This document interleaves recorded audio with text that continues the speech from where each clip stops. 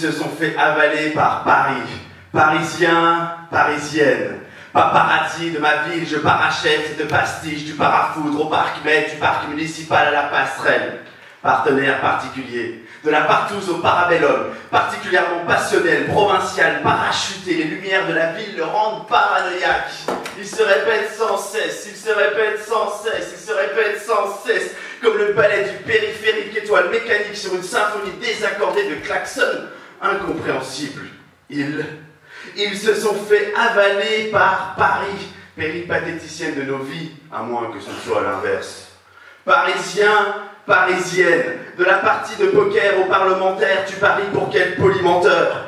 Du Trocadéro au trottoir, pour quelques pièces par terre, combien sont-ils dans ce vaste institut à parler à cœur ouvert?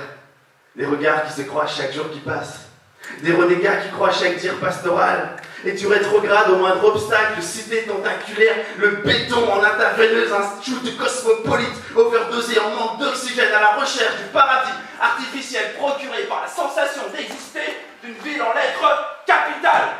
Capitonné dans son confort, capitaine de sa captivité, avec la douce envie d'être libre, le monde à quelques heures de vol, amant de Paris frivole, parisiens, parisiennes, bordelais, bordelaises, nantais, nantaises, pictaviens, pictaviennes, Bernoussellois, citadins, citadines, droit de cité, paré à parler parmi ces paroliers qui ont chanté Paris.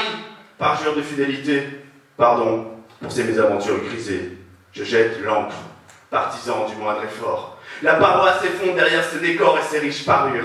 La belle se révèle, protectionniste de son capital. La belle se réveille, protéiforme, inconfortable. Ils se sont fait avaler par Paris. Les avenues coulent dans leur sang. Les rythmes cardiaques s'accélèrent au fond des clubs. À chaque coin de rue, les artistes pleuvent, l'avenir incertain en avant-plan. Ils vivent la ville. La ville vit en eux, et la ville les rend parfois villes, parfois poètes, comme François Villon. Alors elle devient vaste terrain de jeu pour apprentis écrivains coloristes les jours de gris. Elle devient carnet de voyage, destination imaginaire, un seul objectif en tête, le rêve. Et les luminaires deviennent étoiles, la foule vous enivre. Paris, je t'aime et je te haïs. Oh!